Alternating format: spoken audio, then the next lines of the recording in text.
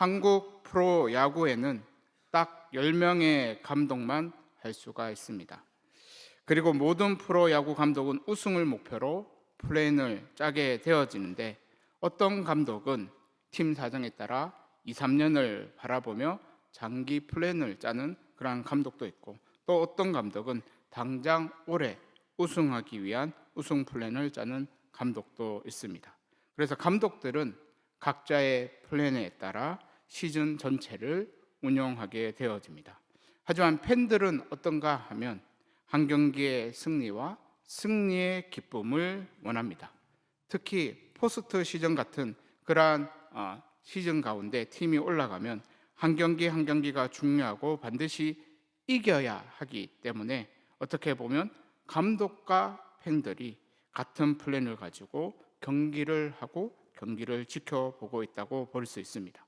하지만 최근 플레이오프 4차전에서 감독이 생각하는 투수 교체와 팬들이 생각하는 투수 교체가 달랐는데, 감독은 한국 시리즈에 올라가서 우승하기 위해 투수 교체를 했다면 팬들은 일단 그 경기에 반드시 이기기 위해서 그 투수를 내면 안 된다, 이렇게 생각을 했습니다. 결국 감독의 플랜은 실패로 끝이 났고, 감독은 그 투수 교체로 인해 팬들에게 엄청 욕을 먹었습니다. 하지만 다행히 그 감독은 마지막 5차전에서는 자신의 플랜대로 딱 2명의 선수만 이렇게 쓰고는 경기에서 승리하게 되어집니다. 그러니까 프로야구 감독의 자리는 자신이 생각하는 플랜이 실패하고 경기에서 지게 되어지면 팬들에게 욕먹는 자리가 감독의 자리입니다. 그래서 감독은 더 완벽하게 승리를 위한 경기 플랜을 짜게 되어집니다. 하지만 감독이 아무리 완벽한 플랜을 짠다 해도 실패할 수가 있습니다.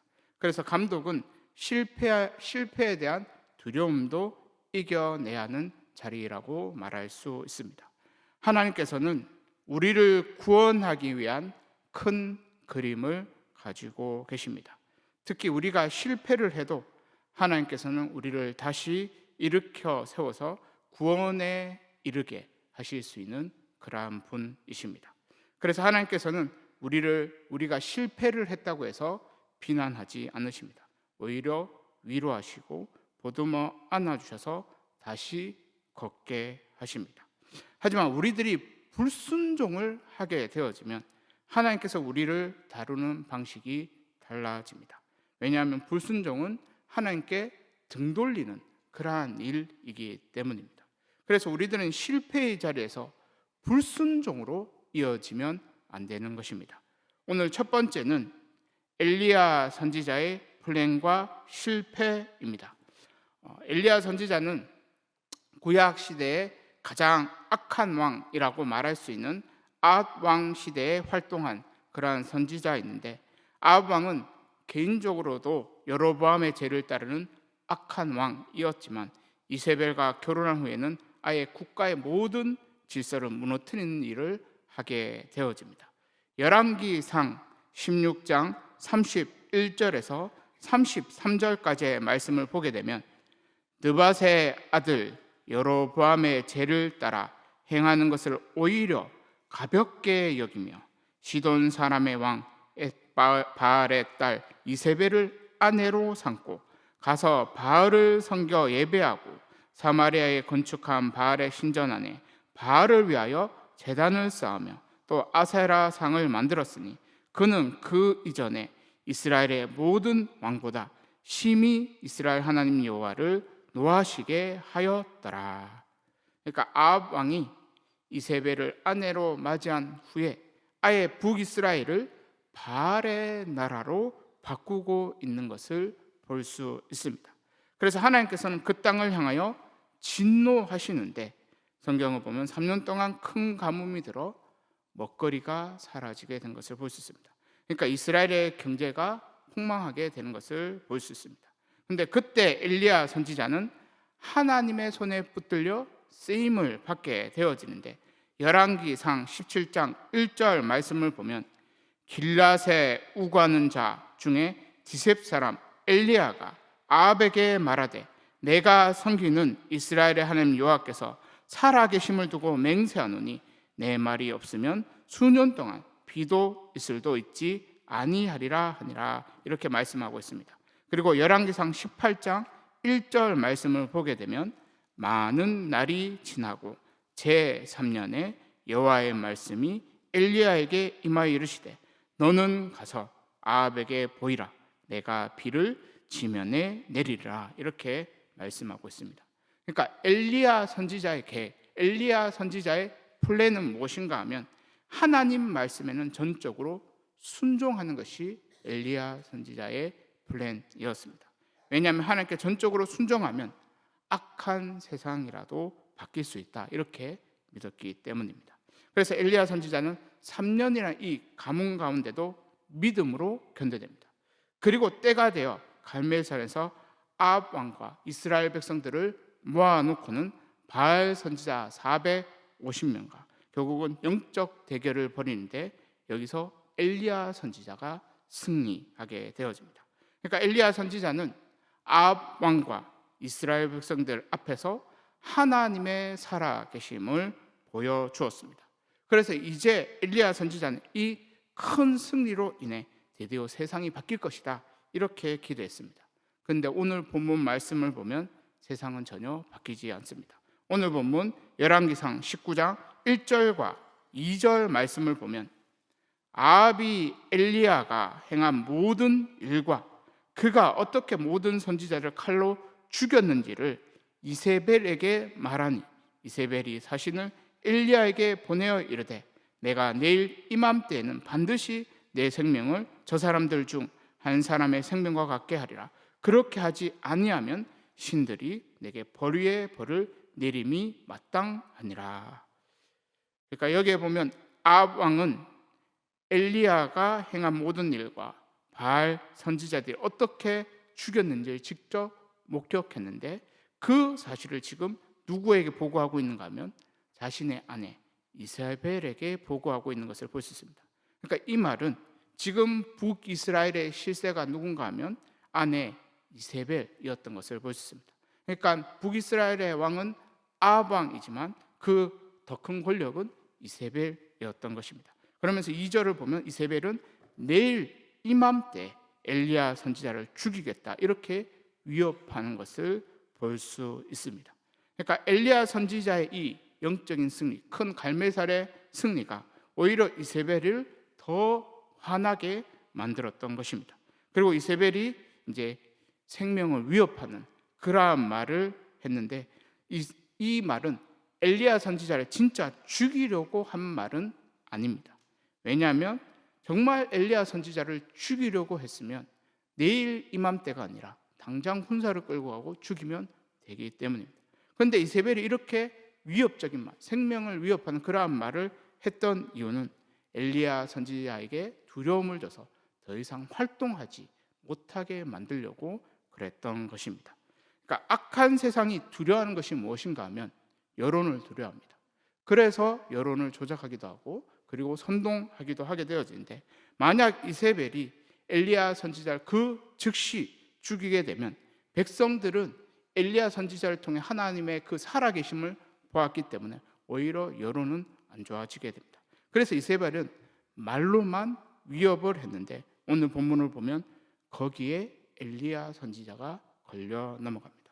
오늘 본문 3절 말씀을 보면 그가 이 형편을 보고 일어나 자기의 생명을 위해 도망하여 유다에 속한 브엘세바에 이르러 자기의 사원을 그곳에 머물게 하고, 여기에 보면 이 형편을 보고라는 말은 큰 승리 이후에 엘리야 선지자가 이 나라가 돌아가는 상황을 지켜보았다라는 말입니다.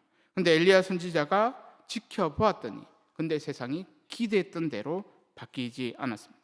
오히려 세상은 더 악해져서 자신을 죽이려고 하니까 엘리야 선지자는 지금 자기 목숨이라도 건지겠다고 도망치게 되는 것을 볼 수 있는데, 어디까지 도망쳤는가 하면 북이스라엘도 아니고 남유다 최남단에 위치한 브엘세바까지 도망치게 되는 것을 볼 수 있습니다. 그래서 우리들은 18장과 19장에 엘리야의 모습이 전혀 다른 것을 볼 수 있는데 18장에서는 정말 갈멜산에서 승리한 정말 그러한 모습의 엘리야 선지자였다면 19장에 와서는 비겁하게 도망치는 그러한 엘리야의 모습을 볼 수 있는데, 우리가 성경을 보게 되면 갈멜산에서의 이 엘리야는 여호와의 능력이 임했다고 기록되어 있는 것을 볼 수 있습니다. 열왕기상 18장 46절 말씀을 보면 여호와의 능력이 엘리야에게 임함에 이렇게 기록된 것을 볼 수 있습니다. 그러니까 엘리야가 성령으로 충만하니까 갈멜산에서 450명의 바알 선지자의 싸움에도 승리할 수 있었다고 이렇게 기록이 되어 있는 겁니다. 하지만 큰 승리 이후에 엘리야 선지자는 승리 이후에 이 형편이 어떻게 되는지 이것만 바라보게 되었는데, 한마디로 말해서 엘리야 선지자는 눈에 보이는 현실에 따라 반응하려고 했습니다. 그런데 자신이 기대한 대로 되지 않고 오히려 더 악해지니까 두려운 마음이 생기게 되어졌고 결국 도망치게 되었는데, 한마디로 그렇게 현실을 바라볼 때는 여호와의 능력이 나타나지 않았다, 임하지 않았다는 것을 성경은 말씀해 주고 있습니다. 그래서 그렇게 갈멜산에서 대단하게 승리를 거뒀던 이 엘리야 선지자도 현실을 보니까 두려운 마음이 생겼고 결국 비겁하게 도망치게 되어졌는데, 야고보서 5장 17절에는 엘리야도 우리와 성정이 같은 사람이라고 기록이 되어 있습니다. 그러니까 갈멜산의 그 승리는 엘리야가 뛰어나서 그런 것이 아니라 결국은 하나님께서 능력을 주셔서 결국 하나님 손에 붙들렸을 때 그러한 큰 능력이 나타나게 되었다는 것을 성경은 말씀하고 있습니다. 결국 이 말은 우리의 삶의 관건은 무엇을 바라보느냐에 따라 우리에게 나타나는 은혜와 능력이 달라진다라는 것인데, 우리들이 눈에 보이는 현실을 계속 바라보고 나의 비참한 현실, 그 형평만 생각을 한다면, 나의 그러한 힘듦만 생각을 하게 되어지면 우리도 두려운 현실 가운데 맞서 싸울 수 없을 뿐더러 이길 수도 없습니다. 그러니까 두려움은 현실에서 이길 수 있는 그러한 힘을 찾을 수 없습니다. 그러니까 두려움을 이기려면 주님을 바라봐야 합니다. 오직 주님을 바라볼 때 두려움도 이길 수 있고 두려운 현실도 이겨낼 수가 있는 겁니다. 오늘 두 번째는 하나님께서는 실패하고 넘어지고 낙심하는 자들을 다시 일으켜 세우시는 하나님이라는 것입니다. 오늘 본문의 엘리야 선지자는 어떻게 보면 살기 위해 유다에 속한 이 최남단 브엘세바까지 도망쳤습니다. 그런데 아이러니하게도 살기 위해 도망친 곳에서 죽게 해달라 이렇게 간구하게 되는 것을 볼 수 있는데, 4절과 5절 말씀을 보면 자기 자신은 광야로 들어가 하룻길쯤 가서 한 로덴 나무의 아래에 앉아서 자기가 죽기를 원하여 이르되 여호와여 넉넉하오니 지금 내 생명을 거두시옵소서. 나는 내 조상들보다 낫지 못하니이다 하고 로덴 나무 아래에 누워 자더니. 여기에 여호와여 넉넉하오니라는 말씀은 엘리야 선지자가 지금 할 만큼은 했다라고 말하고 있는 겁니다. 더 이상 감당할 힘이 나에게 없다라고 말하고 있는 겁니다. 그래서 차라리 자신의 생명을 거두어 달라 이렇게 간구하고 있는데, 한마디로 하나님께 전적으로 순종했다가 번아웃이 온 겁니다. 탈진이 오게 되어졌습니다. 특히 갈멜산에서 자신의 모든 것을 다 쏟아부어서 승리했음에도 세상이 전혀 바뀌지 않는 것을 보고 낙심을 하게 되어졌는데, 엘리야 선지자는 이미 믿음으로 끝까지 순종했던 믿음의 조상들과 비교하면서 이제 자신은 그렇게 할 수 없다라고 이런 말까지 하게 되는 것을 볼 수 있습니다. 그러니까 여기에서 우리가 볼 수 있는 것은 끝까지 믿음을 지키고 끝까지 자신의 사명을 감당하는 것이 얼마나 어려운가 이것을 보여주는데, 그런데 중요한 것은 지금 엘리야 선지자가 번아웃이 오고 탈진이 오고 비겁하게 도망치긴 했어도 불순종한 것은 아니다라는 것입니다. 그러니까 우리들이 힘듦이 올 수 있습니다. 엘리야 선지자처럼 전적으로 주님께 순종했는데 정말 탈진이 오고 쓰러질 만큼 힘들 수 있습니다. 근데 그 쓰러져도 하나님을 향해 쓰러져야 하는데, 오늘 보면 엘리야 선지자는 어떻게 보면 하나님을 향해 쓰러졌습니다. 이 로뎀 나무는 광야에서 햇빛조차 가릴 수 없는 그러한 나무가 로뎀 나무입니다. 그러니까 보잘것없는 나무입니다. 근데 엘리야 선지자는 그 나무 아래서 하나님께 기도하며 쓰러져 자게 된 것을 볼 수 있습니다. 그러니까 엘리야 선지자는 실패하고 쓰러지고 넘어져도 하나님을 향한 방향만큼은 바뀌지 않았던 것을 볼 수 있습니다. 그래서 하나님께서는 이런 엘리야 선지자를 책망하지 않으시고 오히려 보듬어 안아주시게 되는 것을 볼 수 있는데 5절 중반절부터 보게 되면 천사가 그를 어루만지며 그에게 이르되 일어나서 먹으라 하는지라. 본즉 머리맡에 숯불에 구운 떡과 한 병 물이 있더라. 이에 먹고 마시고 다시 누웠더니. 여기에 보면 번아웃이 오게 되었을 때 하나님께서 주시는 은혜는 쉬게 만드는 것을 볼 수 있습니다. 그런데 우리들이 사는 이 세상은 워낙 경쟁이 심해서 정말 쉴 수도 없는 세상입니다. 쉬어야 될 때 쉬어야 되는데 쉴 수가 없어서 결국 우울증에 걸리는 그러한 사람들이 많은데, 오늘 본문을 보면 결국은 잘 먹고 잘 쉬는 것도 은혜인 것을 볼 수 있습니다. 그리고 우리들이 다시 눕더라도 불순종만 하지 않으면 얼마든지 회복될 수 있다는 것을 보여주는데, 7절과 8절 말씀을 보면 여호와의 천사가 또 다시 와서 어루만지며 이르되 일어나 먹으라. 내가 갈 길을 다 가지 못할까 하노라 하는지라. 이에 일어나 먹고 마시고 그 음식물의 힘을 의지하여 40주 40야를 가서 하나님의 산 호렙에 이르니라. 여기에 하나님의 산 호렙산에 이르렀다라고 말씀하고 있는데, 이 말씀은 엘리야 선지자가 다시 하나님을 만나는 자리까지 이르게 되었다는 것을 말씀해 주고 있습니다. 그러니까 천사가 어루만져주고 엘리야의 육체의 피로들도 채워주니까 엘리야 선지자는 다시 하나님을 만날 힘이 생기게 된 것을 볼 수가 있는 겁니다. 그러니까 이것은 어떻게 보면 교회에 적용하면 교회 안에 사랑이 필요한 이유가 여기에 있다라고 말할 수 있는데, 번아웃이 오고 실패하고 넘어지게 되어지면 사람은 하나님에 대해서 마음문이 닫히게 됩니다. 엘리야 선지자처럼 차라리 죽여달라 이런 말을 하기도 합니다. 그리고 더 이상 주를 위해 살 힘이 없습니다. 계속 부정적인 말만 쏟아 놓을 수 있습니다. 근데 교회가 그러한 자들을 그냥 사랑으로 품어줄 수 있으면 닫힌 마음문이 열리면서 다시 하나님을 만나고자 하는 그러한 힘이 생길 수 있습니다. 그래서 교회 안에 사랑이 있으면 결국은 넘어진 자, 쓰러진 자, 낙심된 자, 불평하는 그러한 말을 하는 자들이 다시 일어나서 하나님 앞에 설 수 있는데, 한마디로 결국은 사랑이 넘치게 되어지면 그 교회 가운데 예배도 살아날 수 있다라는 것을 말해주는 겁니다. 오늘 세 번째는 하나님께서 엘리야를 다시 일으켜 세우신 이유는 다시 하나님의 말씀을 듣게 하기 위해서라는 것입니다.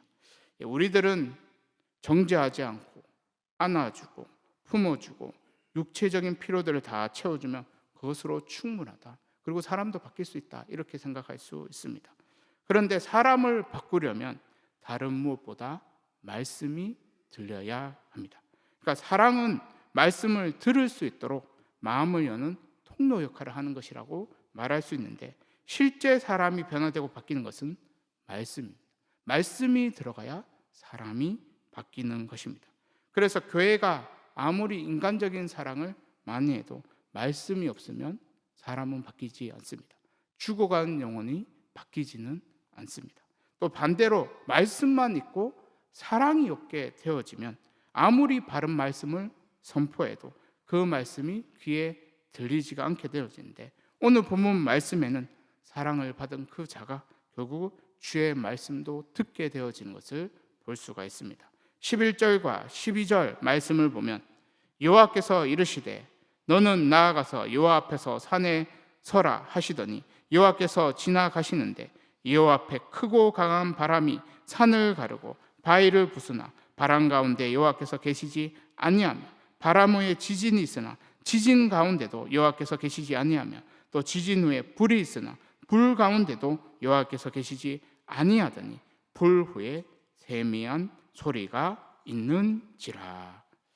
그러니까 여기에 세미한 소리는 속삭이는 그러한 소리인데 그 소리가 들린다고 말씀하고 있습니다. 그러니까 마음이 분주하고 낙심하고 실패하고 절망에 사로잡혔을 때는 아무리 큰 소리를 내고 이야기해도 들리지 않는데 사랑을 받으며 결국 세미한 소리도 들리게 된다고 말씀을 해주고 있습니다. 그리고 하나님께서 지금 또 뭐라고 말씀하고 있는가 하면 크고 강한 바람, 지진과 불 가운데도 여호와께서 계시지 않는다고 말씀하고 있는데 이 말씀은 크고 강한 바람, 지진과 불로도 세상은 쉽게 바뀌지 않는다라는 것을 말씀해 주고 있는 겁니다. 그러니까 하나님께서는 뒤집기의 명수십니다.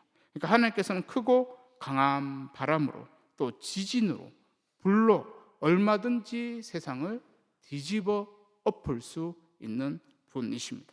하지만 세상을 뒤집어 엎는다고 해서 단번에 악한 세상이 바뀌는가 하면 그렇지 않다라는 것입니다. 한번 악해진 세상은 쉽게 바뀌지 않는다라는 것입니다. 그래서 하나님께서는 어떻게 보면 엘리야 선지자에게 하늘에서 불이 떨어져도 비가 쏟아져도 바뀌지 않는 세상을 보여줬다라고 말할 수 있습니다. 하지만 하나님께서는 악한 북이스라엘을 바꿀 계획을 다 가지고 계셨는데 15절에서 17절까지의 말씀을 보면 여호와께서 그에게 이르시되 너는 내 길을 돌이켜 광야를 통하여 다메섹에 가서 이르거든 하사엘에게 기름을 부어 아랍의 왕이 되게 하고 너는 또 님시 아들 예후에게 기름을 부어 이스라엘의 왕이 되게 하고 또 아벨몰라의 사밧의 아들 엘리사에게 기름을 부어 너를 대신하여 선지자가 되게 하라. 하사엘의 칼을 피하는 자를 예후가 죽일 것이요 예후의 칼을 피하는 자를 엘리사가 죽이리라. 그러니까 하나님께서는 악한 북이스라엘 바꿀 계획을 다 가지고 계셨는데 사람을 통해 바꾸려고 하십니다. 그리고 하나님께서는 엘리야 선지자에게 그들에게 기름을 부으라고 말씀하셨는데 엘리야 선지자는 다시 이 주의 말씀을 듣고 순종해서 먼저 엘리사를 자신의 부임으로 세우게 되어집니다. 그리고 엘리사가 우리가 성경을 보게 되면 하사엘에게 예후에게 기름을 부어 하나님의 일을 계속 하게 되어지는 것을 볼 수가 있습니다. 결국 하나님의 백성들은 세상이 아무리 악해도 하나님께서 맡기신 자기 사명만 끝까지 충성되게 잘 감당하면 되는 겁니다. 근데 그것이 쉽지 않은데 우리가 은혜를 받게 되어지면 결국 계속 끝까지 갈 수 있습니다. 그리고 하나님께서는 그러한 가운데서 결국은 악한 세상은 심판도 하시고 바꾸시는데 오늘 본문을 보면 하나님께서는 바알에게 무릎 꿇지 않는 7,000명을 통해 다시 세상을 세워나가신다라고 말씀해 주는 것을 볼 수 있습니다. 마지막으로 18절 말씀을 보면 그러나 내가 이스라엘 가운데 7,000명을 남기리니 다 바알에게 무릎을 꿇지 아니하고 다 바알에게 입맞추지 아니한 자니라. 그러니까 하나님께서는 아무리 세상이 악해도 바알에게 무릎 꿇지 않는 7,000명을 남겨두신다고 말씀하고 있습니다. 그리고 그 7,000명을 통해 또 제의를 행하십니다. 그래서 세상이 아무리 악해도 하나님의 백성들이 바알에게 무릎 꿇지 않고 교회가 바알에게 무릎 꿇지 않으면 결국 하나님께서는 우리를 통해 제의를 행하십니다. 그리고 악한 세상도 다시 바꾸십니다. 사랑하는 성도 여러분, 우리의 인생의 플랜은 전적으로 하나님께 순종하되 끝까지 순종하는 우리들이 다 될 수 있기를 바랍니다. 세상이 아무리 악하고 내 생각, 내 계획대로 흘러가지 않더라도 오히려 주님 앞에 더 엎드려 주님의 세미한 소리도 들을 수 있기를 바랍니다. 그래서 다시 주의 말씀에 순종하여 나에게 맡기신 그 사명부터 끝까지 충성되게 감당하는 우리 모두가 될 수 있기를 간절히 소망합니다. 제가 기도하도록 하겠습니다.